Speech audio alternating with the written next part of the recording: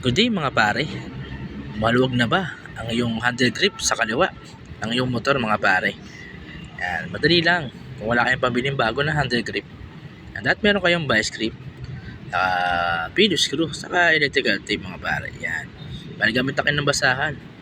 Pag nahipitan nyo, counterclockwise hanggang sa lumuwag. Yan. Pag natanggal nyo na yung handle grip, lagyan nyo na ng electrical tape mga pare. Yan. Medyo kapalan na natin para medyo masikip. Para wala na isang kabitan na lang. Yan, pag okay na, ibalik nyo na ulit yung handle grip mga pare. Kasi wala akong pambiling bago. Nagtitipid ako kaya ginawa ko lang remedyo mga pare. Yan, sulit na sulit yung remedyo. Electrical tape lang, maipit na ulit.